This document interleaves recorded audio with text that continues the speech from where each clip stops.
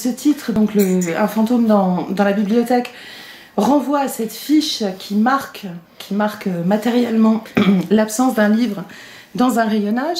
Et pour moi, c'est aussi par extension tous ces livres en creux dans votre texte, tous ces livres que vous évoquez, dans une présence-absence, parce qu'ils sont là en notes, dans des commentaires que vous faites, qui sont comme des excursions, dans des renvois. Ce sont vos livres, les livres d'autrui, les livres que vous avez aussi publiés évidemment dans la librairie du XXIe siècle, les auteurs que vous avez rassemblés aussi dans votre revue, le genre humain. Est-ce que ce livre, c'est le livre fantôme de votre bibliothèque? Et c'est surtout un livre qui me reste à moi-même assez mystérieux. Par exemple, vous avez dit d'où vient le titre. Il y a au fond ce que nous savons et il y a ce qui nous échappe. Alors, ce que je sais, c'est la raison et comment, je peux le raconter. Ce titre est devenu d'abord le titre d'un chapitre et puis du livre. Mais en réalité, les choses se sont passées d'une manière moins anecdotique. Donc je commence par la fin. Quand j'ai relu l'ensemble, au moment où on fait les épreuves, etc., d'un livre, je me suis rendu compte que ce fantôme que je pensais être à la fois, en effet, l'histoire d'un livre manquant, l'histoire de tout ce qui peut échapper dans notre rapport au livre, qu'en réalité ce fantôme était beaucoup plus que ça, et qu'il reliait l'ensemble de tout ce que j'avais pu écrire et qui se trouve, donc l'ensemble de tout ce que j'avais pu écrire de plus intime, de plus privé, je dirais, et qui, comme il y a un moment une phrase où je dis que, et puis les universitaires savent ça, on fait des exposés. Un exposé, on est censé pouvoir soutenir, comme une thèse, ça se trouve où, ça a été cité pourquoi, etc. Et puis il y a des jours où on s'expose. Alors ça, c'est un livre où l'auteur, qui se mêle intimement avec le narrateur, s'expose. Le chapitre, qui s'appelle Un fantôme dans la bibliothèque, qui a donné le titre au livre, a une histoire très singulière. Thierry Grillet, responsable des publications à la BNF, est venu me voir un jour et bon, je raconte l'histoire, comme on ne se connaissait pas, vous savez comment c'est, quand on se rencontre et qu'on ne connaît pas quelqu'un, chacun, on est un peu... voilà, donc il prend rendez-vous, on se voit, il me dit voilà, nous allons faire un numéro de l'ancienne revue de la BNF. Alors je commence par lui dire ah oui, c'est le merveilleux magazine que vous tirez à 50 ou 60 000 exemplaires. Il me dit non, pas du tout, c'est la vraie revue qui s'appelle la revue de la Bibliothèque nationale de France et nous préparons un volume sur la lecture. Vous comprenez, c'était il y a 5 ou 6 ans, enfin en 2010, disons 2011, tout change très vite, le numérique, la preuve là, le numérique, les livres, la lecture, et comme vous êtes à la fois un érudit, ça je dis avec un certain humour là, un érudit, un savant, un écrivain, un éditeur, un professeur, ça continue comme ça, alors est-ce que, voilà, un essai de 12 000 signes, ce serait formidable sur ce que c'est lire et écrire pour vous. Vous voyez notre volume, il va s'appeler L'homme qui lit. Je dis, vous savez, les femmes lisent plus que les hommes, mais bon. Et puis, étape 1. Deuxième étape, j'ai ce texte qui me trotte dans la tête, et puis je fais rien. Comme souvent, quand on vous demande un texte, on ne le fait pas nécessairement. Et puis je me réveille une nuit, et sans comprendre tout à fait ce qui se passe, je commence à écrire l'histoire. On va retrouver le fantôme dans un instant, je vous rassure. L'histoire d'un enfant qui n'a envie de rien. Mais de tellement rien. Je sens toujours là le besoin de préciser que de ne pas avoir envie de vivre, ça nous arrive, je dirais pas tous les jours, mais ça peut arriver.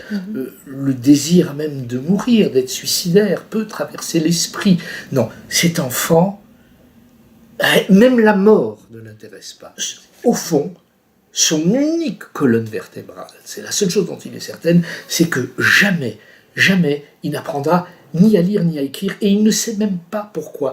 Mais le lecteur, très rapidement, va être informé d'une chose simple, que nous savons tous, c'est que pour écrire des lois, on se sert de l'alphabet, et que cet enfant sait, parce qu'il est né dans un monde après un génocide en 1946. Il sait qu'il y a eu là des massacres qui n'étaient pas du tout des massacres spontanés, mais des massacres ordonnés par des lois, c'est-à-dire par des systèmes alphabétiques aussi. Et lorsqu'il dit qu'il ne veut pas, ne peut pas, c'est pas qu'il ne veut pas, qu'il ne peut pas apprendre ni à lire ni à écrire, on comprend qu'en effet, son problème, ce ne sont pas les récits. Ce sont vraiment ces espèces de trucs noirs qui sont sur la page blanche et qu'on appelle des alphabets qui forment des vocables et des mots. Et puis, arrivé à l'adolescence, tous les parents savent ça, le moment de l'adolescence, tout bascule. Tout se réorganise dans la vie d'une jeune fille ou d'un jeune homme. Et cet enfant sombre littéralement, ni dans l'alcool, ni dans la drogue, il sombre dans l'érudition. Sans aucun alphabet, il fait du grec, du latin, de l'hébreu, du sanskrit, et il se met comme un fou à courir dans les bibliothèques, mais pas pour lire les livres, pour quelque chose qu'il ne sait pas, qu'il cherche dans les bibliothèques. Et il faut dire, vous le savez, en tout cas moi, quand j'avais 16-17 ans, on ne pouvait aller dans les grandes bibliothèques que si on était étudiant ou si on était majeur. Donc il se fait, c'est un sans-papier des bibliothèques, il se fait des faux papiers et il arrive dans les bibliothèques. Et voilà, pardon pour ce détour, qu'arrive le fantôme. Il découvre que quand quelqu'un emprunte un livre, en accès libre, qu'il va s'asseoir à une table avec un livre, en lieu et place du livre, on met une planchette, une fiche, quelque chose que les bibliothécaires appellent, c'est un accessoire de bibliothèque, appellent un fantôme. Il a compris ça, et un jour, il débarque dans cette bibliothèque, et en lieu et place d'un livre manquant, il se dit, il va y avoir un fantôme. Le fantôme n'est pas là. Et c'est comme si tout se remettait en place à ce moment-là, dans cet esprit un peu échauffé, cet esprit qui n'était pas un esprit cultivé. Je veux dire, il n'avait pas appris grand-chose, mais sur le coup, tout s'éclaire. Il se rend compte que tous ces morts dont il avait entendu parler dans son enfance, eh bien, ces morts n'avaient pas eu droit au statut de fantôme même. C'était de la disparition, c'était pas de la mort. Et au fond, le fantôme, qui n'était pas là pour remplacer le livre, a été pour lui cette indication. Alors, posiez la question, un fantôme dans la bibliothèque, un livre. Il y a ce texte, je viens de raconter rapidement, on pourrait y revenir. Mais c'est bien, je dirais bien après l'avoir écrit, ce texte-là, et en relisant l'ensemble du volume, que j'ai compris à quel point le rapport aux archives, le rapport, quelque chose auquel on reviendra peut-être, à l'absence de l'écriture ou au désir de ne pas écrire, le rapport à la musique, toutes ces choses sont complètement habitées au fond par la nécessité de dire quelque chose, en effet de ce que serait un fantôme, dès lors que le fantôme n'est pas là, et c'est pas à vous que je dois rappeler à quel point les fantômes sont des êtres littéraires. Si on se souvient même de l'œuvre d'Antonio Tabucchi, les fantômes dans la littérature, plus tard au cinéma, sont très présents. C'est de l'inquiétude rassurante, contrairement à la formule freudienne habituelle, que les fantômes nous offrent. Et ici, il faudra donc, cet enfant a dû apprendre à vivre avec un manque radical qui est non pas le manque des vivants devenus morts, mais le manque de la mort même, le manque du fantôme. Apprendre à vivre avec le manque du fantôme en n'en manquant pas, parce qu'en même temps c'est un enfant très joyeux, qui danse, qui rit, et qui saute au-dessus de l'absence du fantôme, pourrait-on dire. Oui, et c'était ma question suivante, mais je disais que c'était un mot qui avait peut-être un sens extensif, c'est une image aussi, c'est une métaphore, enfin, c'est un petit peu comme l'image dans le tapis de James, enfin, c'est cette image qui fait sens et qu'on retrouve absolument partout dans le livre, mais ce sont aussi tous ces fantômes de l'histoire, vous les évoquiez il y a un instant, d'une histoire à la fois collective et personnelle, intime, puisque, alors, j'allais dire vous êtes né, mais je l'ai étrangement écrit au pluriel dans ma question, et donc c'est l'enfant et vous. Dans une famille aux bibliothèques inaccessibles, écrivez-vous, aux archives effacées, et donc ces fantômes, ce sont eux aussi leur donner des archives, ne pas les oublier, écrire cette histoire qui a été effacée par un génocide, et un génocide pensé, comme vous l'avez dit. Alors oui, peut-être pour que les choses soient dites. Donc, je suis né en 1946 dans une famille juive polonaise qui a fait donc survécu miraculeusement, puisqu'en Europe, un juif polonais en 41, en 42, en 43, ça ne pesait pas lourd. Ils font partie de ces personnes qui ont pu arriver en passant par la France en Suisse, et donc se sont retrouvés dans des camps de réfugiés, et après la guerre, voilà, ils avaient survécu, et moi je suis né en 46, première chose. Pour la question que vous venez de poser, les archives, ou quoi que ce soit qui aurait pu appartenir à toutes ces familles disparues, qui étaient, par exemple, mon père, mais il faut voir ce qu'un enfant en fait. Mon père me disait toujours, Hollander avec O, il n'y en a pas. Tu es le seul. Les autres, ça s'écrit avec H, avec 2 L, avec un A et tout. Tu es le seul parce qu'ils sont tous morts. C'était terrible, sauf que moi j'étais très fier. J'étais très heureux, je me sens très très unique, je suis le seul. Je dirais que depuis l'arrivée d'Internet, j'ai compris que tout ça, c'est comme toutes les histoires de famille, ce sont des mythes, et il y a plein de Hollander qu'on retrouve écrits comme mon nom. Mais de toute manière, pour rappeler aussi qu'un enfant réinvente les choses, mais l'adulte ici, qui raconte l'histoire de l'enfant, a compris, quand il s'est mis à écrire, que ces êtres, ces millions d'êtres disparus, mais ils ont disparu avec tout ce qui aurait pu les signifier.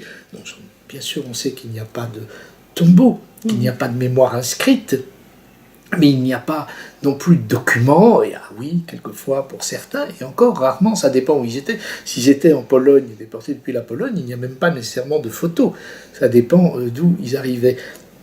Et donc, en quelque sorte, l'enfant va devoir s'organiser avec ce manque. Et, quand vous posez la question du rapport entre le fantôme et l'archive, là encore, j'aimerais, c'est pas une revendication, c'est un constat, c'est l'historien qui revient.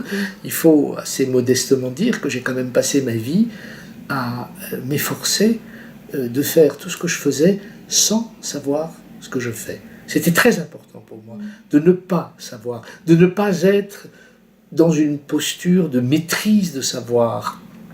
Et donc, pour parler de choses élémentaires mais drôles en même temps, lorsque je raconte dans ce livre que j'ai conservé pendant des années tous les billets de train, tous les tickets de train de ce voyage que je n'ai jamais cessé de faire entre Bruxelles et Paris, Bruxelles, tous mes livres, j'écris, et Paris, au fond, où je travaille et où je suis domicilié, où je vote, et je me réfugie à Bruxelles pour écrire. Mais tous ces billets de train, quand je les gardais, c'était pas pour des archives, c'était pas pour l'IMEC, c'était parce que je ne savais pas.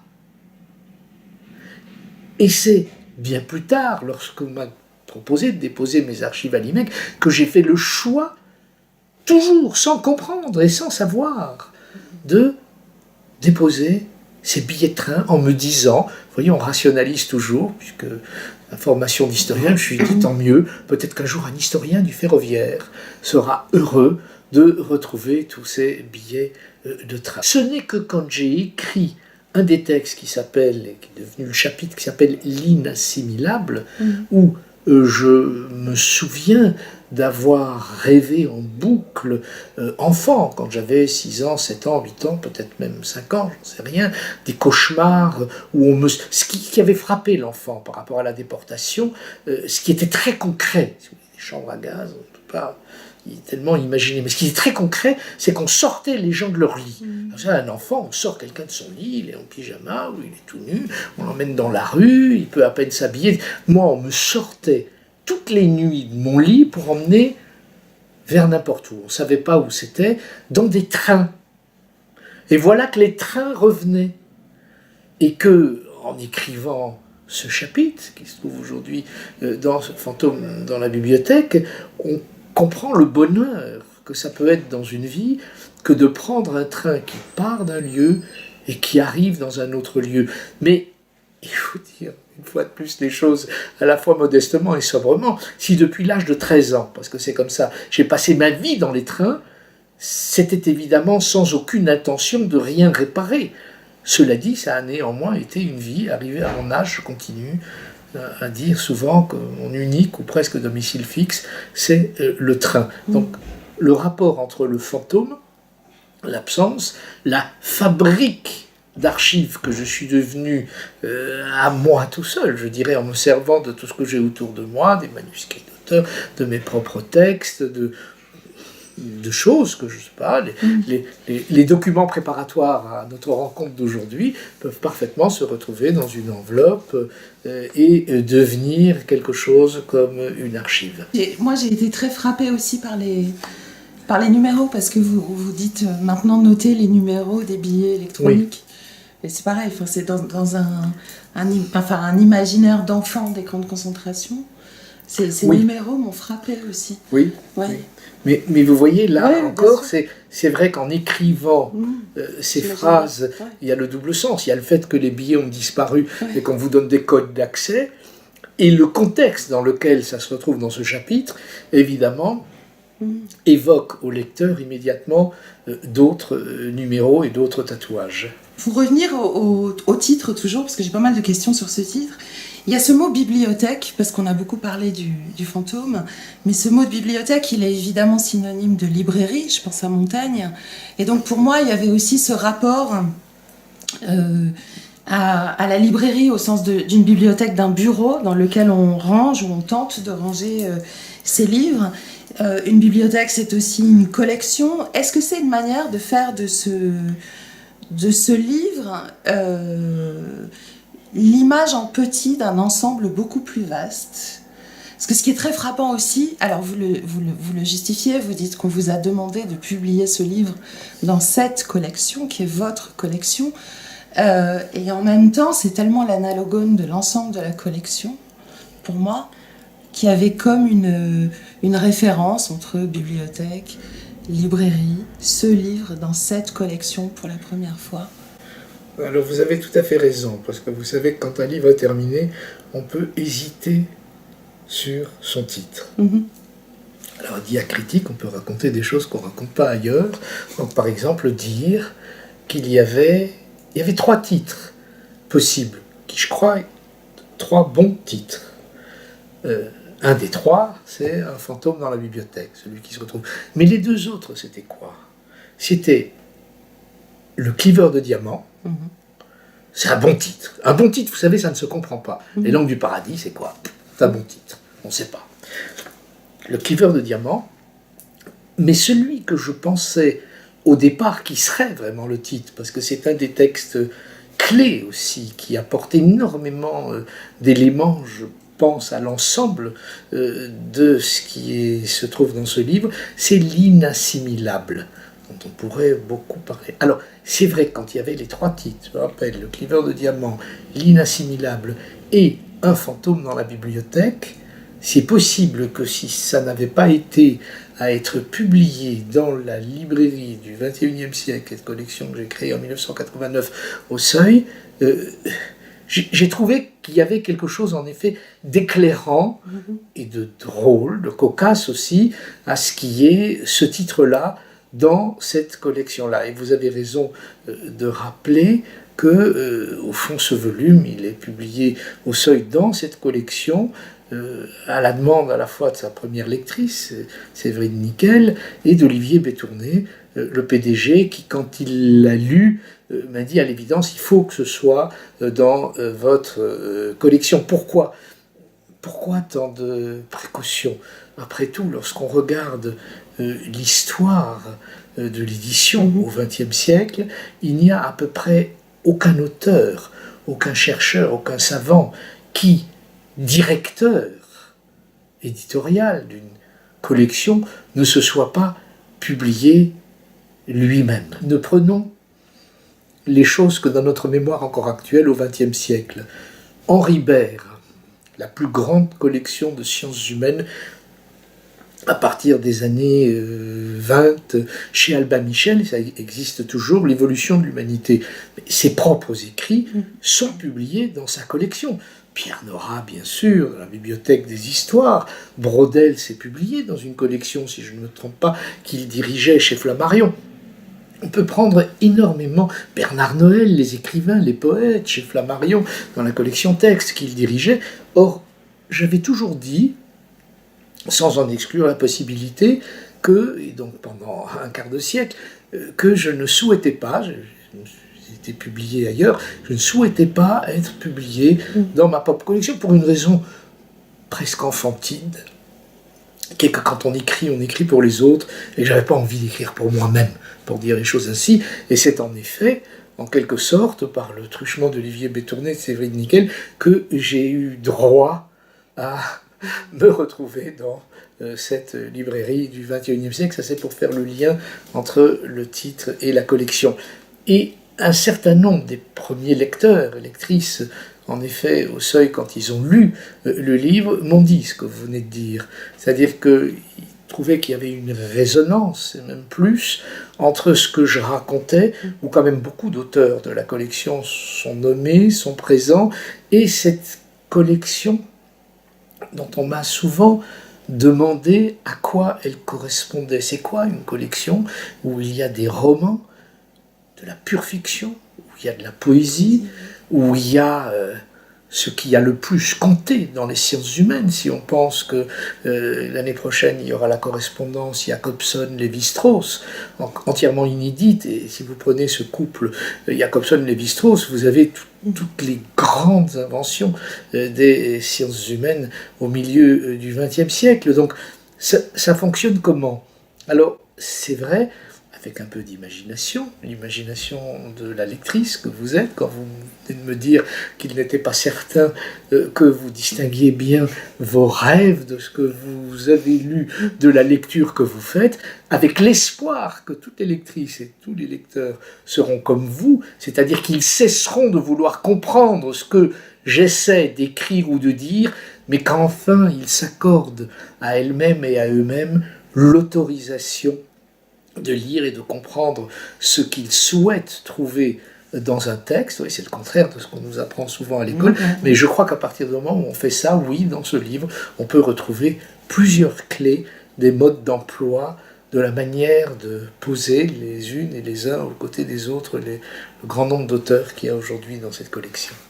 Oui, et on y reviendra peut-être, mais c'est aussi au-delà de cette très très belle collection, la librairie du XXIe siècle, c'est aussi la manière dont se constitue toute bibliothèque depuis ces fantômes.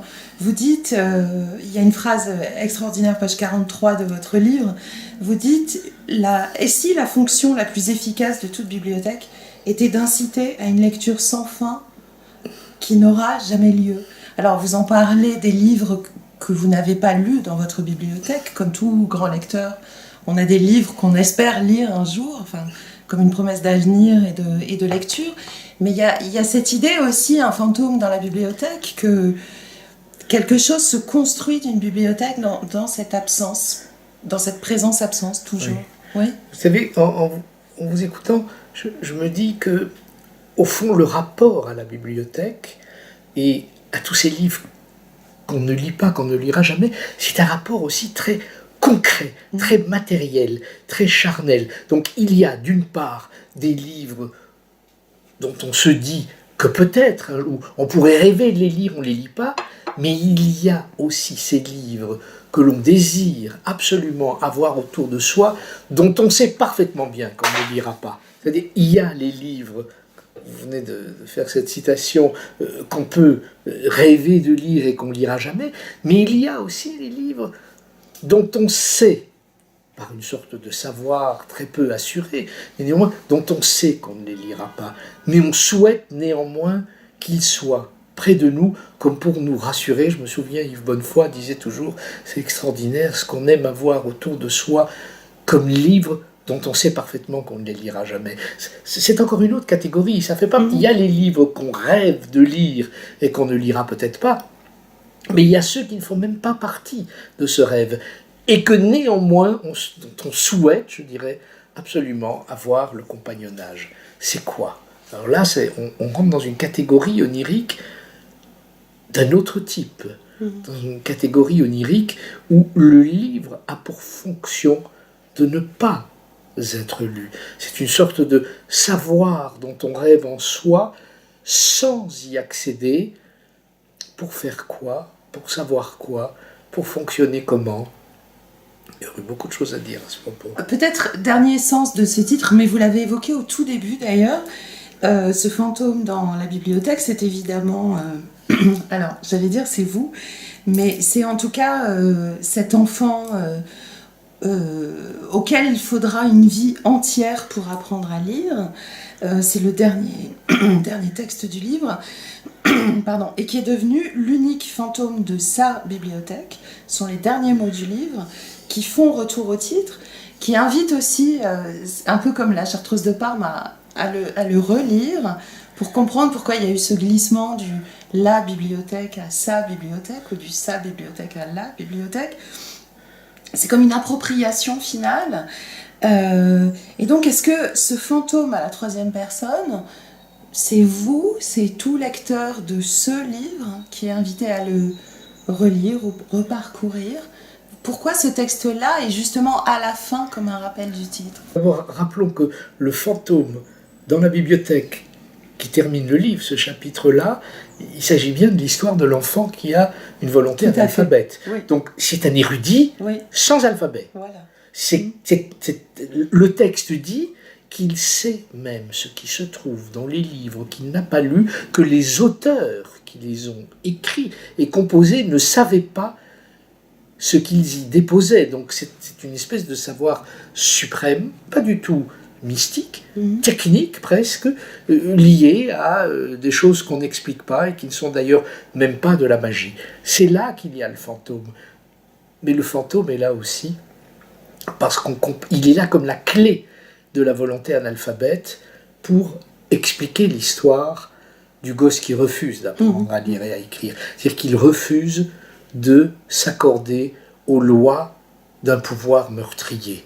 Pouvoir meurtrier, encore une fois, dont il faut souligner qu'il s'appuie sur des lois, sur des législations, c'est-à-dire sur la légalité même, sur une autorité légitime. La légitimité, lorsqu'on peut commettre un génocide d'une manière légitime, et si le mot légitime a quelques liens avec la loi étymologiquement, on peut l'utiliser là, le fantôme appartient à cet univers-là.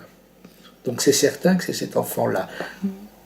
Il y avait la seconde question que vous posiez, est-ce que ce serait chaque lectrice, chaque lecteur? Et ça, ce serait un rêve. Ce serait le rêve que ce type de trajectoire, qui semble trajectoire singulière, puisse être adopté et partagé par de nombreuses lectrices et lecteurs.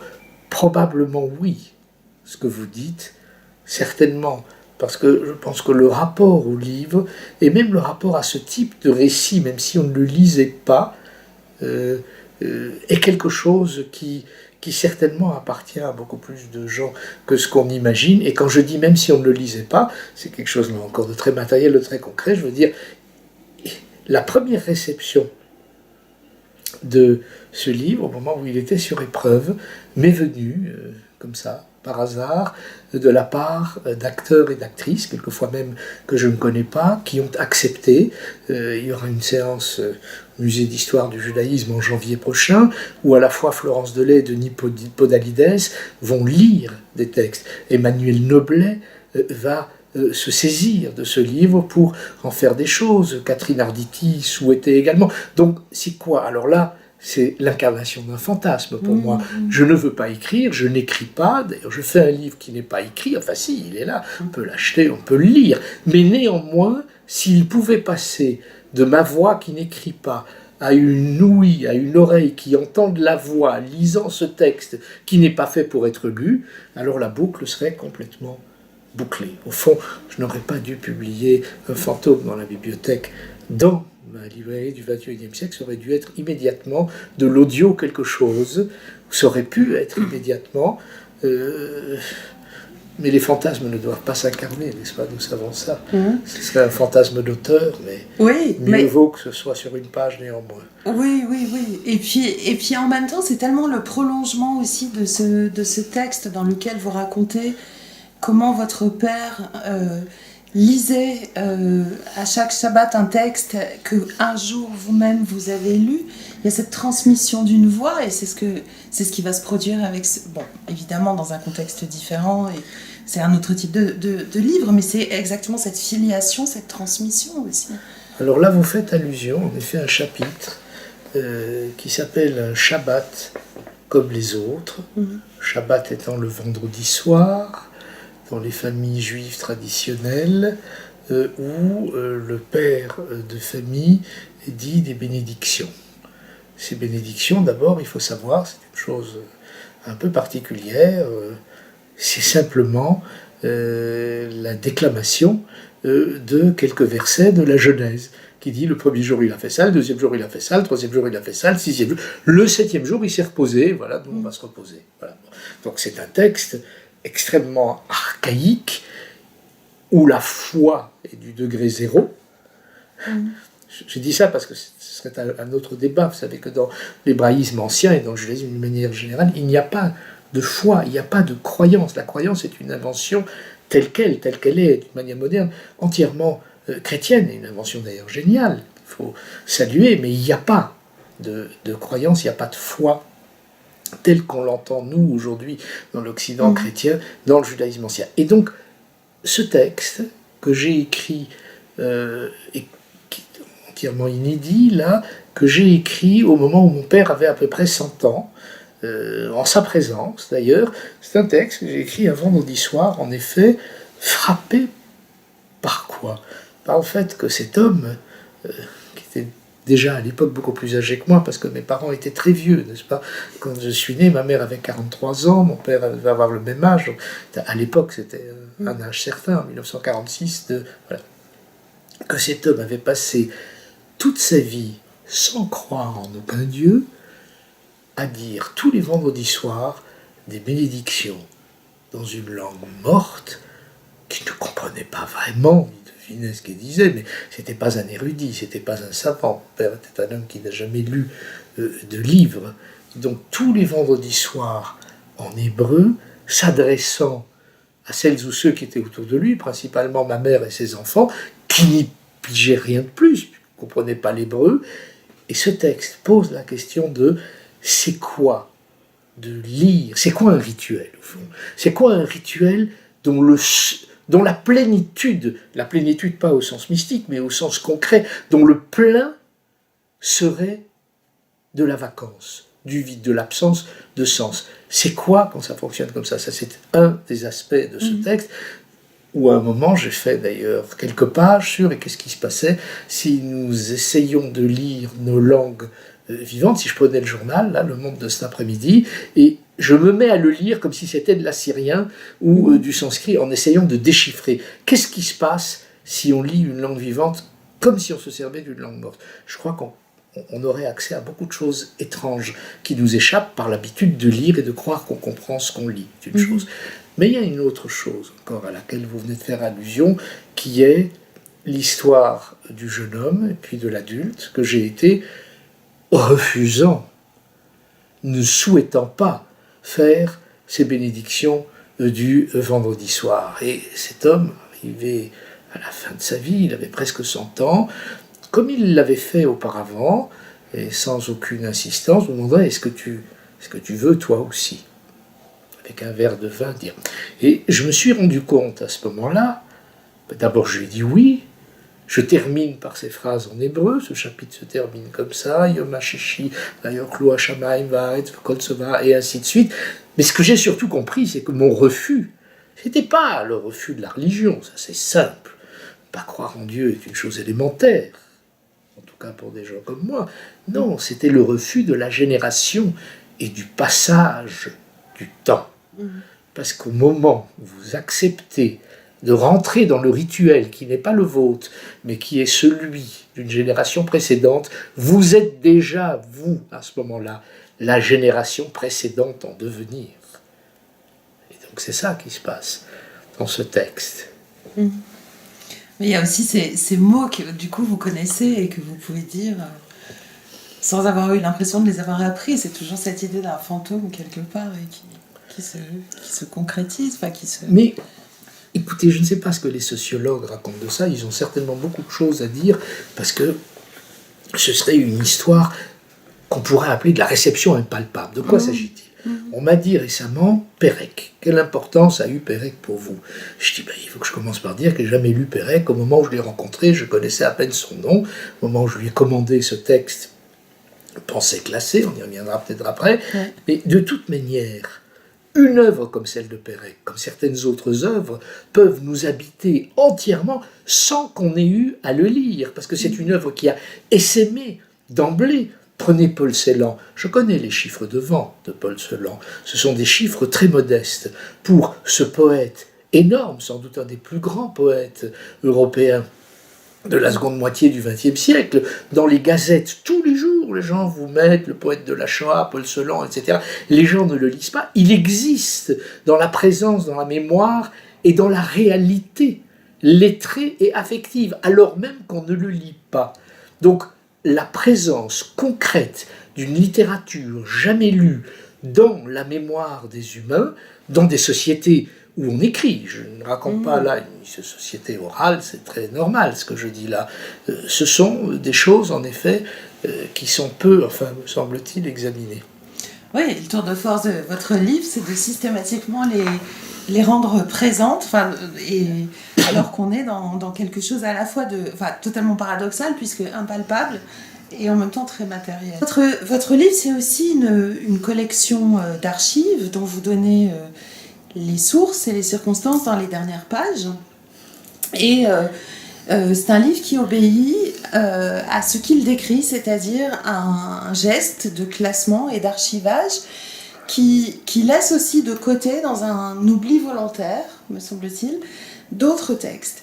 Et donc, est-ce que vous diriez que c'est un peu votre pensée classée, puisque on sait que vous êtes à l'origine de ce texte-là de Pérec. Est-ce que pour vous, il a cet aspect-là d'un pensée classée, pensée en classant, ou classée parce qu'on ne pense pas pouvoir classer? Enfin, je ne sais pas, il y a ces paradoxes qui tissent le texte. Oui, alors, c'est vrai que ce sont des textes qui ont tous en commun, je l'ai dit avant, d'être des textes où l'auteur s'expose plutôt qu'il n'expose. Je dis ça pas pour vanter les qualités ou les défauts, peu importe ici, d'un livre, mais pour le décrire d'une manière objective. C'est-à-dire que c'est un texte où il y a un livre où il y a à peu près pas de notes. Bon, oui, c'est vrai que chacun a ses défauts, et quand je cite Saint-Jérôme ou Origène, ça m'ennuie de ne pas mettre la source, donc j'ai mise. Mais il y a à peu près aucune note, ce qui n'existe dans aucun de mes autres livres ou autres textes, et en effet, je dis plein de choses qu'on a le droit de ne pas comprendre,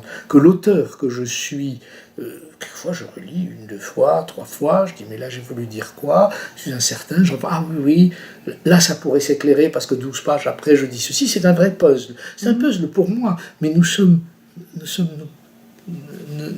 pas souvent des puzzles à nous-mêmes dans nos propres existences? C'est vrai que c'est un livre qui essaie aussi non pas de brouiller des frontières, mais peut-être de les recomposer entre existence, vie, savoir et même écriture. Comment écrire comme on danserait? Ça ne marche pas comme ça. Comment, en effet, lire et écrire comme quelque chose qui serait de l'ordre du chant, du souffle? On le sait, c'est une chose très simple, ce qui est de l'ordre de l'écriture est le contraire de l'immédiateté. On peut lire ou on peut rêver de lire d'une manière immédiate, mais enfin, il faut qu'on ait quand même accès à l'instrument alphabétique pour pouvoir lire de cette manière, c'est-à-dire lire sans s'apercevoir qu'on lit.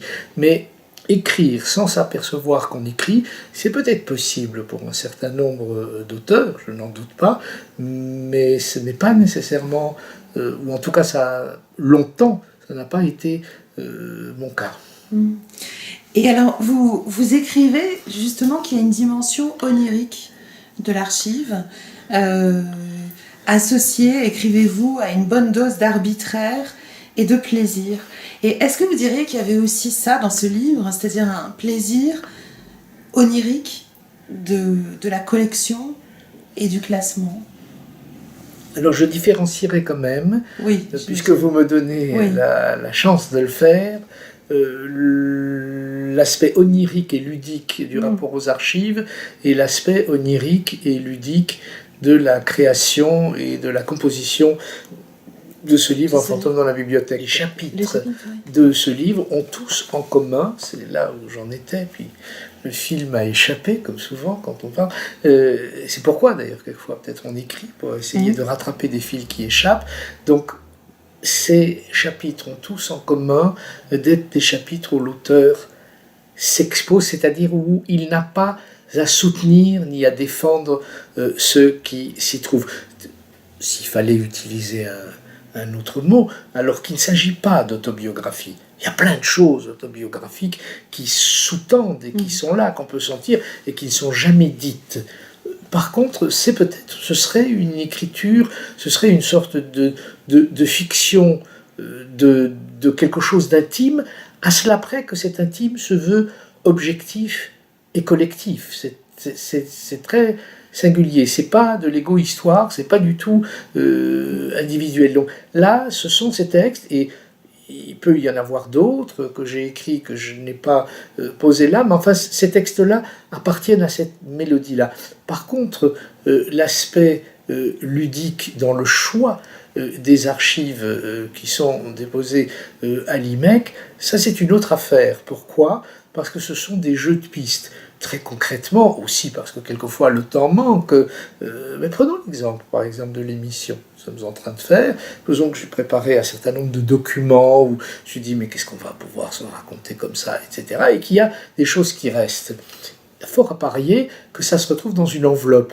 Mais l'enveloppe ne sera pas nécessairement du tout une enveloppe d'un envoi que vous m'auriez fait ou qui aurait quelque lien avec diacritique. Cette enveloppe sera une autre histoire mienne et je créerai un rapport tout à fait ludique, parce que insensé probablement, entre la pochette où se trouveront ces archives et le contenu de ces archives. Mais cela même n'est bien sûr pas du tout systématique, et lorsque j'ai reçu une lettre d'un tel ou d'une telle et que je conserve, je ne vais pas lui transformer son enveloppe. Donc il y a à la fois une indication ludique à celles ou ceux qui un jour iront mettre leur nez dans ce type d'archives, mais en même temps une manière déjà d'indiquer que tout ce qui se trouve dans des archives nous échappe à nous, comme créateurs ou producteurs d'archives, et de faire savoir aussi à celles et à ceux qui regarderaient dans ces archives que s'ils espèrent un jour maîtriser quelque chose, qu'ils sachent qu'ils se trompent entièrement.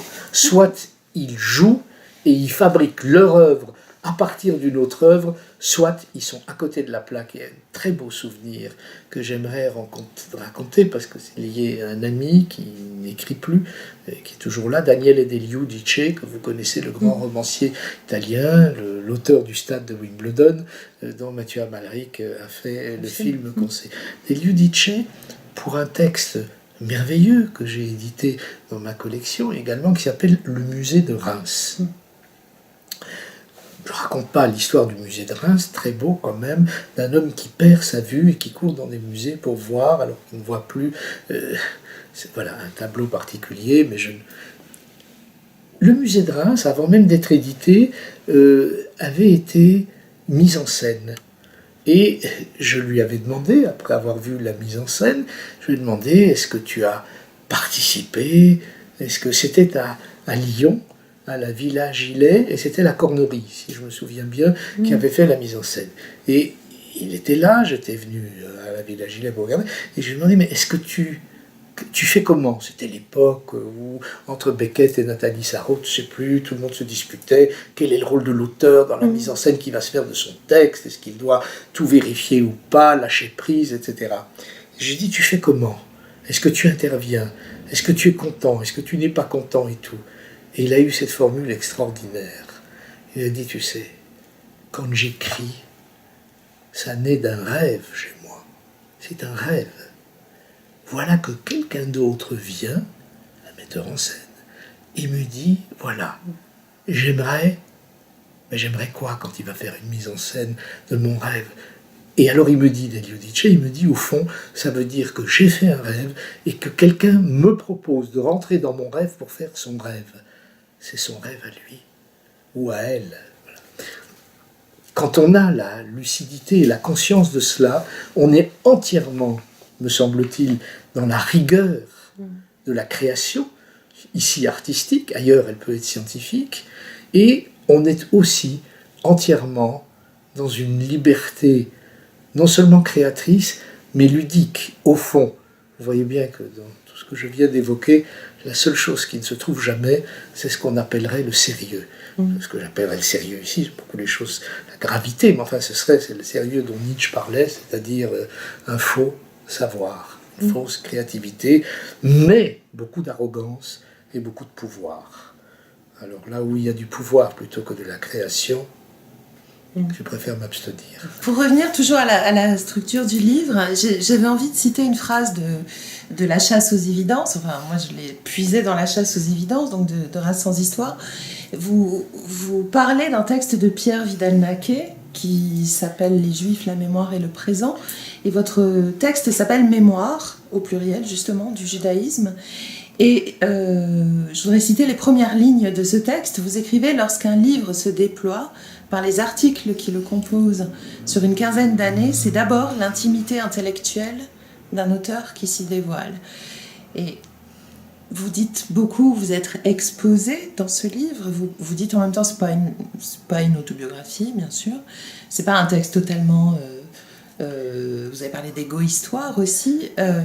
Est-ce que, quand vous parlez de ce livre de Pierre Vidal-Naquet, on ne pourrait pas y voir un commentaire par anticipation, alors déjà de Chasse aux évidences, mais aussi de la forme de ce fantôme, de cette structure, c'est-à-dire des textes qui sont additionnés, qui sont liés entre eux, qui sont des strates temporelles aussi recomposées à la manière des essais de Montaigne, j'y reviens, ou de ce texte-là de Pierre Vidal-Naquet, c'est-à-dire un autoportrait en fragments, et pour reprendre le terme que vous employiez dans ce texte-là, le dévoilement d'une intimité intellectuelle. Oui, je vous remercie d'abord de citer ce chapitre qui, comme vous venez de le rappeler, se trouve en effet aujourd'hui dans Race sans histoire, dans la collection Point au Seuil, où il y a toute une série de portraits, des portraits de Humboldt, de Vidal-Naquet, de Léon Poliakov, de Rachel Hertel, de Jean-Claude Grimbert, théâtre. Voilà. Et en effet, c'était un compte-rendu que j'avais réécrit à l'occasion de Race sans histoire d'un volume de Pierre Vidal-Naquet où il réunissait des textes, comme on l'a rappelé, d'une quinzaine d'années. Donc moi, ici, en ayant tout réécrit, c'est vrai, ce sont 40 ans de texte. Mais ce que vous dites est probablement très juste. Je n'y ai pas pensé. C'est-à-dire que le geste même de choisir, de réunir un certain nombre de textes presque indépendamment, si je repense à Vidal-Naquet, puisqu'il ne s'agit pas là de ses mémoires, n'est-ce pas? Il s'agissait d'un recueil sur le judaïsme antique notamment. Le fait de réunir des textes de la part d'un auteur, c'est bien sûr, oui, vous avez raison, c'est à la fois un geste, oui, d'autobiographie écrivante, pourrait-on dire, mais aussi une manière de portrait qu'on assume. Alors, en ce sens-là, on pourrait dire que même s'il y a très peu d'événements explicitement autobiographiques, encore que, je crois que si on y regarde de plus près, peut-être aussi que je suis un peu je suis un peu autodéfensif là quand je dis ça, parce que je viens de décrire un chapitre qui raconte le vendredi soir avec mon père. Il y a beaucoup d'autres choses. Il y a la manière de collecter les archives, il y a le rapport à la bibliothèque, le fait que ma bibliothèque est en aucun désordre absolument non alphabétique. C'est-à-dire qu'il faut à chaque instant que je puisse tout retrouver là où ça se trouve, sans que ce soit un rangement utilisable par qui que ce soit d'autre que moi. Donc c'est vraiment pas une bibliothèque publique, c'est une bibliothèque très intime et très privée. Et c'est vrai ce que vous dites, c'est vrai. Le fait de réunir des textes, ou en tout cas ce volume-là, oui, indépendamment de ce qui se trouve nécessairement exposé et écrit, oui, c'est une forme de... Alors oui, d'autoportrait, si on peut dire. Ce serait alors l'autoportrait d'un fantôme, quand même. Oui. Et alors, j'y ai pensé aussi parce qu'il y a quelque chose qui m'a frappée dans le début de La chasse aux évidences, puisque moi j'ai repris ce volume ancien, et qui était présent aussi dans des textes que vous avez la gentillesse de me donner avant notre rencontre. Il y a cette expression qui m'a frappée, qui est publier des textes qui portent leur date. Vous écrivez porter leur date. Et je trouve que cette formule dit beaucoup, c'est-à-dire c'est à la fois un texte qui est pris dans un contexte, c'est-à-dire qui est daté d'une certaine manière, sans que j'y mette aucune vision négative, aucune connotation négative, mais c'est aussi cette idée que ça témoigne d'un moment pour porter vers un après. Et ça montre bien que ce texte qui porte date mène à autre chose, c'est-à-dire que dans ce livre, dans Un fantôme dans la bibliothèque, il y a des textes tout à fait inédits, vous l'avez dit, il y a des textes que vous avez réécrits, mais c'est comme un ensemble qui fait date au pluriel ou qui porte date au pluriel. Est-ce que vous êtes d'accord avec ça ou... Oui, tout à fait. Enfin, c'est vrai que les textes, c'est un peu descriptif. Chez un notaire, on pourrait dire tel texte porte telle date. Donc après, il y a tous les jeux qu'on a raison. Vous avez raison de faire avec le verbe porter. Le porter, on porte aussi vers l'avenir, bien sûr.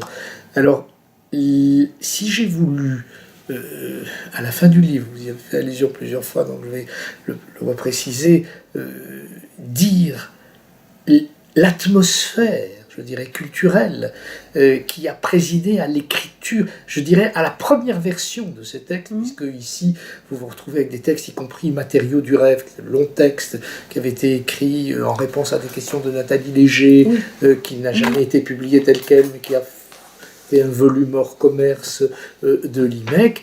Ce texte-là est entièrement... Il y a des pages entières qui sont parties, il y a des pages entières notamment sur ce que c'est une installation archéologique qui sont nouvelles, par exemple. Bon, donc, le problème n'est pas ici la réécriture. Tout a été beaucoup repris. Mais néanmoins, j'ai souhaité que les lectrices et les lecteurs puissent...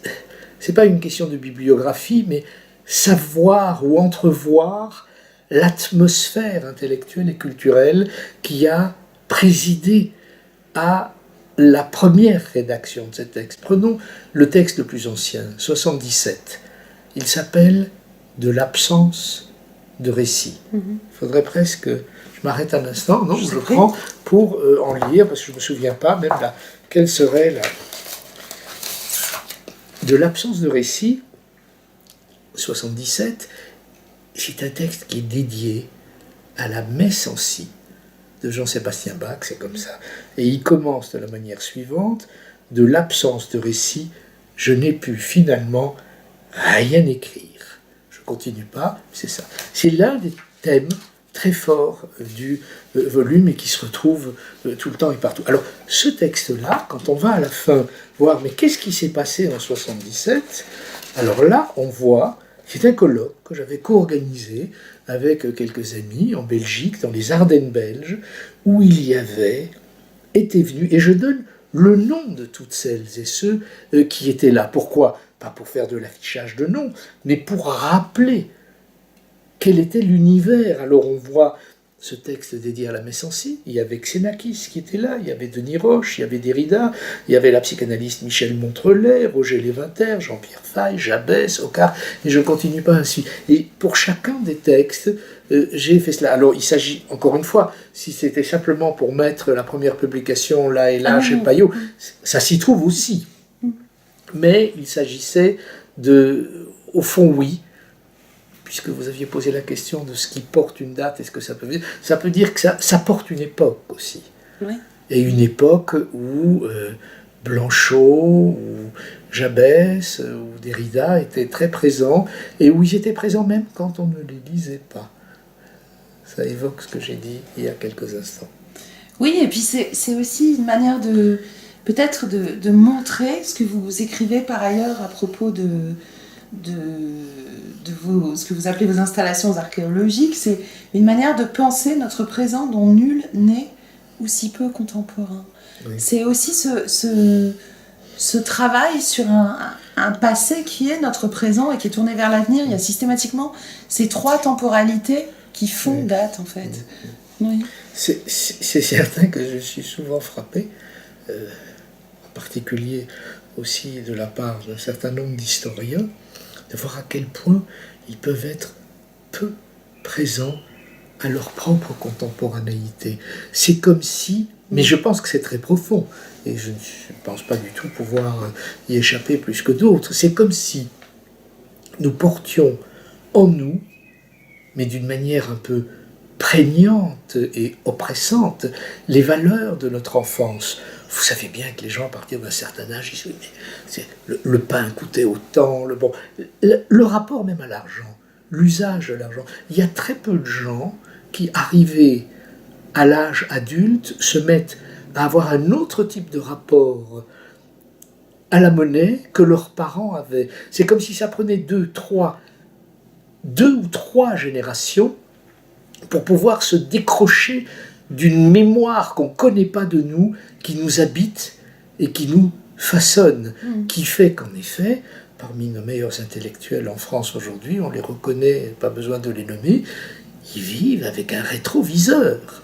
Pour eux, ils avancent, non pas en reculant, mais ils avancent en regardant toutes ces valeurs magnifiques et merveilleuses du passé, mais qui sont, on a le droit de penser comme ça, bien sûr, mais il faut quand même savoir que l'âge d'or est une des plus vieilles inventions contemporaines à chaque époque de toutes les humanités culturelles, faites de penser que ce qui était jadis. Et donc, le fait de ne pas être contemporain de son présent est un... J'ai pas tellement plus d'autres choses à dire, mais je pense que politiquement, notamment, c'est quelque chose d'extrêmement grave qui empêche de prendre en considération les choses qui sont... des choses qui surviennent dans le présent, n'est-ce pas ? Et si on prenait cette idée-là, simplement de voir comment ça se passe en médecine, vous avez à la fois la recherche médicale, qui est absolument magnifique, et qui ne cesse d'observer, de voir, et entre cette recherche et l'application thérapeutique, vous avez le regard du temps qui passe, et je dirais qui plombe inutilement, de mon point de vue, le présent. C'est tout ça qu'il y a dans cette phrase « Nous sommes rarement contemporains de notre présent ». Et quant au rapport à l'art contemporain, alors là, c'est criant.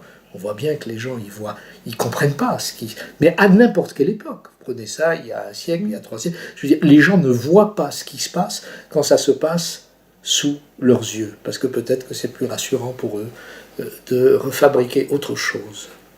Oui, et alors que chez vous, ce qui est frappant aussi dans l'archive, on pourrait imaginer que c'est quelque chose qui est lié au passé ou à quelque chose qui se termine. Chez vous, c'est systématiquement tourné vers un avenir, vers une construction, vers quelque chose aussi qui est une fiction, c'est-à-dire la construction aussi d'un avant. Et vous parlez aussi de toutes ces archives que nous permet la modernité, c'est-à-dire vous parlez de la Dropbox, des mails, de toutes ces archives immatérielles et de la transformation que cela induit pour notre mémoire. Vous êtes très très attentif à ça. Je ne peux pas faire autrement.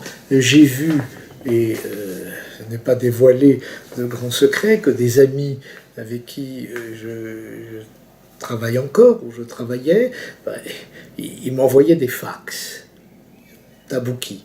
Quand on corrigeait des épreuves et qu'on n'était pas dans la même ville, Antonio Tabouki, il m'envoyait des fax. Bon, Luc Dardenne aussi. On pourra, dans mes archives à l'IMEC, voir le moment précis où les fax deviennent des mails, voir aujourd'hui des SMS que je recopie en mail pour les imprimer.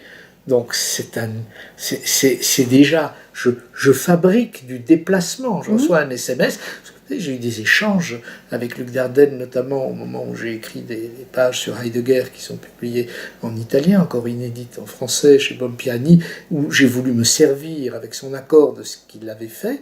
Luc Dardenne, un des deux frères, mais qui est non seulement cinéaste mais philosophe aussi, il m'avait envoyé de très longs SMS pour pouvoir m'en servir. Je les ai traduits, si on peut dire techniquement, en mail et imprimés, mais d'une manière plus, comme pour le verbe porter, les archives. Mais les archives, ça ne peut pas être du passé. Ça n'a jamais été du passé. Parce que qui va s'occuper de regarder quoi? Même lorsque vous signez un document chez un notaire, ce n'est porteur et efficace que le jour où quelqu'un va s'en servir, parce qu'on est mort, parce qu'on divorce, parce que n'importe quoi, etc. C'est-à-dire que c'est de l'avenir à l'état pur, les archives. Il n'y a pas plus produit d'avenir que l'archive, pourrait-on dire. Oui, mais j'avais noté cette phrase que vous employez. Vous parlez d'archives comme fabrique d'une fiction d'avenir et comme une mémoire d'avenir. Mais c'est dans l'imaginaire commun qu'on pense archives passées, alors que c'est exactement l'inverse. Mais parce que les archives, oui, mais c'est parce que les archives, ce ne sont pas les archives qui sont le passé. Les archives ont toujours été de l'avenir. Vous savez ce qui est du passé? C'est l'usage que certains font des archives, parce que c'est l'établissement d'un pouvoir. Ça, la construction, l'élaboration, les gens savent ça, qui étudient comment les fondations de l'ordre des Jésuites ou autre chose, etc. Voilà, ce sont des études passionnantes que Pierre-Antoine Fabre a pu conduire, par exemple, l'historien. Non, mais quand on étudie le passé, ou lorsqu'on veut se servir des archives pour fabriquer du pouvoir contemporain, à ce moment-là, les archives deviennent en effet une trace du passé qui va servir à fonder du pouvoir. Mais l'archive, lorsqu'elle s'autogénère ou est produite par une institution ou quelqu'un, elle est, à l'instant où elle est produite, elle est entièrement tournée vers un usage d'avenir. Alors après, cet usage peut devenir en effet à la fois passif, passéiste, rétrograde, tout ce qu'on veut. J'avais pensé aussi à ce texte que vous avez écrit sur Starobinsky, toujours dans Race sans histoire, où vous parlez de son érudition du sensible, et vous parliez de Action et réaction, donc un de ses livres, en disant c'est une biographie intellectuelle qui fait de chaque chapitre un itinéraire. Et pour moi, c'est exactement ça, ce livre aussi, c'est-à-dire une arborescence, des itinéraires. Et ce train dont on parlait au début, c'est aussi ce mouvement de déplacement. Vous parliez de recomposer des frontières aussi entre les domaines scientifiques qu'on a tendance à penser de manière totalement étanche, ce qui est une hérésie, me semble-t-il. Mais est-ce que il y a cette volonté vraiment d'être dans quelque chose qui serait de l'ordre de l'itinéraire et du déplacement dans ce livre? Écoutez, ce que vous dites là me touche beaucoup et rejoint au fond. Alors c'est un peu bizarre de dire parce que je suis censé être l'auteur de ce livre. Enfin, c'est ce qu'on me dit, c'est ce que je suis obligé d'assumer. En tout cas, je suis face à la loi, je dirais. Bon, parce que quand on écrit, on ne sait pas nécessairement ce qu'on fait. Mais après, on vous dit, vous l'avez écrit, ou bien vous-même vous dites, j'ai écrit tout. Mais donc, ce que vous dites là rejoint ma propre lecture, c'est-à-dire a posteriori. C'est toujours la même chose, c'est-à-dire qu'au moment où les choses se sont écrites, et même au moment où je me suis mis à faire de la couture et à enlever, à augmenter, à accroître, à fabriquer vraiment le livre, si vous voulez, je ne savais pas nécessairement ce que vous êtes en train de dire. Et lorsqu'en effet j'ai relu l'ensemble, d'abord on peut dire d'une manière complètement personnelle, j'étais effondré. Je me suis dit, c'est pas vrai. Cette phrase écrite il y a 40 ans, non seulement elle fonctionne toujours, mais c'est comme si elle avait fait fonctionner toute mon existence. Alors là, on ne sait pas si on doit être désespéré. À la fois, on a narcissiquement, on peut dire, ah bon, donc vraiment, je ne me suis pas plus planté que ça, mais en même temps, je ne veux pas dire qu'on a fait du surplace, mais enfin bon, ce sera aux lectrices et aux lecteurs plutôt d'en décider. Mais merci également d'avoir évoqué ce chapitre, en effet, de Race sans histoire, dédié à Jean Starobinsky, dont le titre est « De la responsabilité sémantique ». Alors là, c'est différent, parce que action et réaction, qui est une somme colossale, n'est-ce pas, c'est l'histoire d'un couple sémantique. C'est le mot action et réaction entre le corps biologique, le corps physique, vous savez, quand on fait une cutie et que le corps réagit, et le corps politique, lorsqu'il y a des réactionnaires, donc entre action et réaction. Et c'est vrai que j'ai eu la chance d'éditer ce livre, de beaucoup travailler sur ces textes, ça m'était apparu et c'est ce que j'ai essayé d'écrire dans Race sans histoire, dans ce chapitre dédié à Starobinsky, ça m'était vraiment apparu comme une autobiographie, dans ce cas-là, je dirais pas masqué, mais comme un érudit qui avance dans ses chantiers d'érudition et qui dit ce qu'il a de plus intime à dire en se servant des textes des autres. C'est vrai que nous l'avons tous fait, cela, moins bien, sans doute, quelquefois que Jean Starobinsky, mais en tout cas, beaucoup de savants d'érudits se racontent. Jean-Pierre Vernant, par exemple, Marcel de Tienne, certainement, Nicole Leroux, tant d'autres. Ça, c'est pour le domaine grec, qui a été le mien. C'est sûr qu'un fantôme dans la bibliothèque fonctionne autrement. Puisque là, je dirais, en quelque sorte, je me retrouve apparemment en première ligne. Je dis apparemment parce qu'en effet, il y a quand même une narration qui est volontaire pour je dirais pas, c'est pas pour ne pas exposer l'auteur, mais c'est pour ne pas rentrer dans un rapport trivial ou naïf à ce que serait une littérature du jeu. Ah oui, totalement. C'est-à-dire que il y a aussi ce rapport entre une mémoire personnelle, sans doute, une mémoire intime, mais en tout cas on le suppose, et une fiction de soi. Par exemple, ce texte Cleaver de diamant, dont on perçoit l'importance aussi, en sachant que ça a été un des titres imaginés pour ce livre. Le Cleaver de diamant, qui est un texte qui est dédié à Olivier Rollin, enfin en tout cas c'est lui qui vous avait demandé de l'écrire pour un volume rassemblant justement des espaces, enfin des rooms. Quand vous racontez cette histoire du Cleaver de diamant, cet adolescent qui fait l'apprentissage de ce métier, qui apprend à faire d'une pierre brute une pierre précieuse aussi, nous, vous connaissant aujourd'hui, alors déjà on se dit est-ce que c'est vrai ? Bon, et puis à la limite ça pourrait ne pas avoir d'importance, on peut y voir la métaphore aussi de ce que c'est que d'être éditeur ou d'être écrivain, c'est-à-dire tirer quelque chose d'une matière brute. Et il y a toujours ce rapport-là au sens qui passe par un vacillement entre vérité et fiction, ou entre réel et imaginaire de ce réel. Et donc quand je parlais d'itinéraire, c'est aussi ce flou-là, ce vacillement vraiment, non ? Oui, il y a beaucoup de choses dans ce que vous venez de dire. Alors, il y a d'une part, on pourrait dire qu'il y a fiction et réalité à plusieurs niveaux dans ce que vous venez de dire.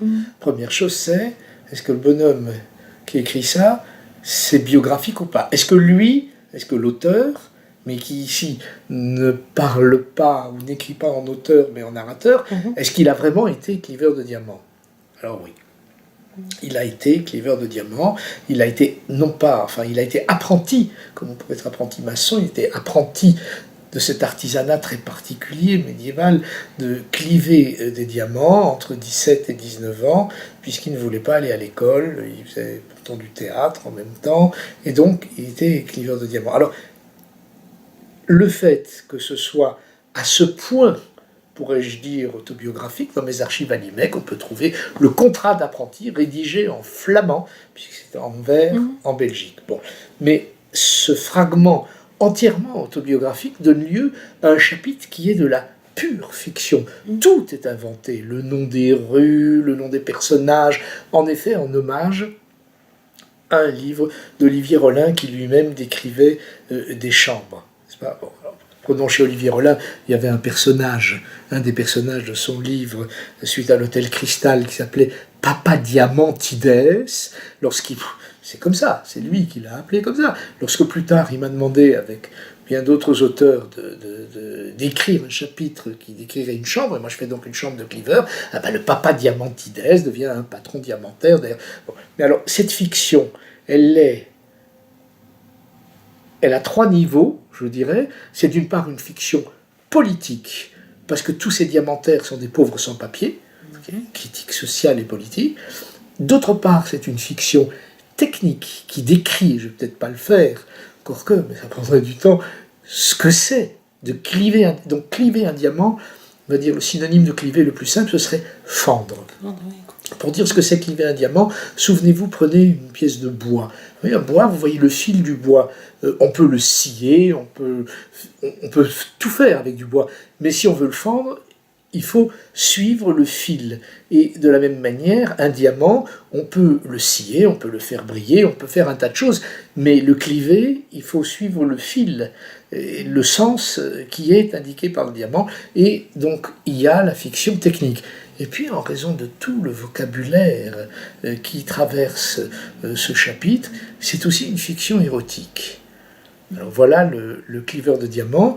C'est vrai que je me souviens, et vous voyez, tout ça est antérieur de longues années à l'écriture de ce texte, que Michel de Certeau, avec qui il nous était arrivé de nous voir, travailler ensemble, lorsque je lui avais raconté qu'au fond, j'avais été cliveur de diamants, il me dit « mais c'est quoi ?» Je dis « mais c'est quelqu'un qui prend une pierre, qui l'assertit, et prend le modèle le plus simple, qui n'arrive jamais, vous avez une pierre avec une seule impureté, et alors on va essayer de la fendre en tapant un coup dessus, tac, comme ça, et à ce moment-là, où la pierre explose et vous n'avez plus rien, ou bien d'une pierre impure naissent deux pierres pures. » La seule chose qu'il avait retenue, qu'il trouvait formidable, c'est l'idée du coup sec et qui fait que tout se passe en un instant. C'est une figure évidemment de l'existence. Alors en ce sens, ça c'est l'autre niveau, l'autre registre de fiction et de réalité que vous évoquiez. C'est vrai que le cliveur de diamant peut être une figure de la vie même, c'est-à-dire du fait que souvent les choses les plus importantes dans nos existences, à toutes et à tous, se jouent en un fragment de seconde qui est tellement bref que souvent il nous échappe entièrement d'ailleurs. Ce livre, c'est, alors peut-être pas un autoportrait, mais peut-être un autoportrait oblique et par fragments, mais c'est aussi un livre qui est très tourné vers autrui. Peut-être que j'ai pas assez évoqué cet aspect-là du livre dans mes questions, puisque vous évoquez Pérec, on en a parlé, vous évoquez Lydia Flem, vous évoquez Ivan Jablonka, vous évoquez son histoire des grands-parents que je n'ai pas eu et qui est un livre que vous avez édité dans la librairie du XXIe siècle. Est-ce qu'il y a aussi dans ce livre et dans les textes que vous évoquez, non pas une forme de projection, ça serait un peu trop facile, mais de reconnaissance au sens le plus noble du terme. Et est-ce que être éditeur de ces textes, c'est pas cette reconnaissance-là, se reconnaître, non pas au sens de se chercher et d'un narcissisme, mais de trouver dans ces textes, et c'est pour ça que finalement vous les évoquez aussi, pour vous dire qu'ils vous constituent quelque chose que vous cherchiez, peut-être, ou que vous ne cherchiez pas, mais une question qu'il vous pose. Alors, c'est vrai que quand, exactement par rapport à ce que vous dites, que quand on m'a souvent demandé c'est quoi l'édition dans ta vie? Alors là encore, on peut, vous savez, quand on nous pose une question, à l'instant où on répond, ça dépend du moment où on est dans sa vie, on peut tout recomposer, comme on fait dans une psychanalyse, et d'ailleurs ça devient une forme de réalité. Mais si je reprends les faits, donc là je dis des choses que je ne recompose pas, ce n'est pas une interprétation, c'est factuel. La première chose, c'est que quand j'étais jeune chercheur, je ne savais pas que l'édition... Enfin, je savais qu'il y avait des livres, mais je ne savais pas qu'il y avait des éditeurs. Ça n'existait pas, je n'avais pas cette culture-là.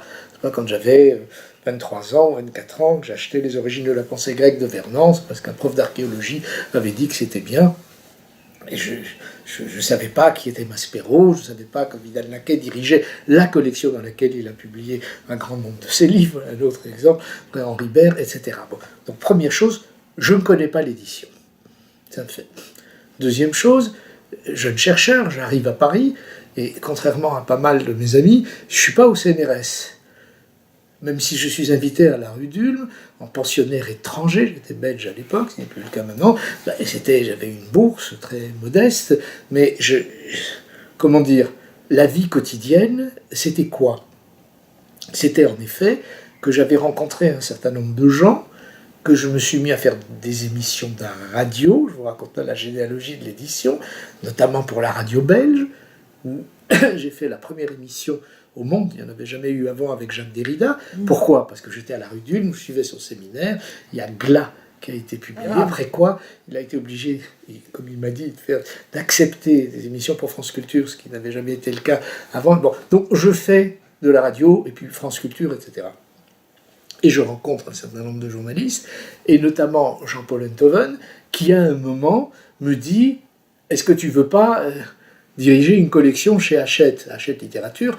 On est en 83-84, ça s'est fait en 85, où j'ai créé ma collection Textes du XXe siècle, qui est l'ancêtre immédiat. C'était les livres de textes du XXe siècle, aujourd'hui encore, et la librairie, ce sont les mêmes types d'auteurs et la même démarche, si vous voulez. Et je lui dis à Enthoven, je me fais une lettre, je lui dis que ça me paraît une très très mauvaise idée, parce que moi, si je publie un jour des auteurs, j'aimerais publier des très grands savants comme on publie des poètes. C'était l'idée déjà de ne pas séparer les divers registres du savoir. Et quand on regarde les premiers livres dans le texte du XXe siècle, on trouve immédiatement et d'emblée Pérec et Jean-Pierre Vernant, par exemple. Voilà. Bon. Donc, le rapport à l'édition a été, vous avez tout à fait raison, d'abord un rapport aux aînés.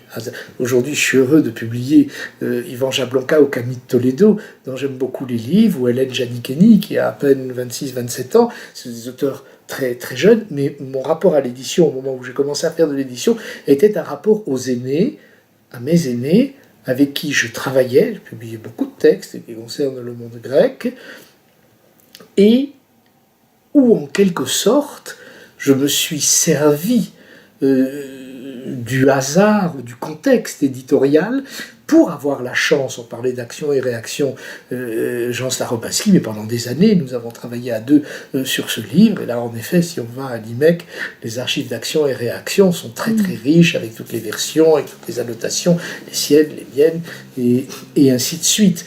Donc, l'hommage que je rends aujourd'hui dans ce livre à tous ces auteurs est aussi l'hommage de l'enfant analphabète. Pourquoi ? Parce que, si j'avais rêvé de devenir un acteur de cinéma, j'aurais adoré avoir la chance d'approcher Bergman, Fellini, plus tard Woody Allen, que c'est ici, puisque je rêvais, ou j'essayais, de manière très timide, de devenir chercheur, de pouvoir faire des choses, en effet, avec Vernant, avec Lévi-Strauss, avec qui j'avais fait des émissions de radio, ne sachant pas que j'aurais la chance de publier ces posthumes par la suite, grâce à Monique Lévi-Strauss. C'était en effet, pour moi, une manière d'apprendre à lire et à écrire très concrètement, avec beaucoup de responsabilités, parce que quand vous lisez quelqu'un qui est votre aîné, et dont vous avez de toute manière tout appris, je ne vais pas corriger un livre de Jean Starobinski ou de Jean-Pierre Vernant. Par contre, quand je lis, comme chaque lectrice, comme chaque lecteur, on a le droit de poser une question. Et lorsque le texte n'est pas encore imprimé, et qu'on pose une question, ça peut enclencher des réponses. Donc voici, après ce détour, ou ces détours, ma réponse à votre question. Oui, la présence des auteurs dans un fantôme dans la bibliothèque, et la présence de celles et ceux, Michel Perrault par exemple, dont j'ai tant appris, Arlette Farge, en les lisant. Parce qu'en regardant comment un tel fait son livre, j'ai pu aussi avoir accès à un métier qui n'était pas le mien. Après tout, je n'étais qu'un cliveur de diamants pendant très peu de mois, mais quand même pendant 18 mois.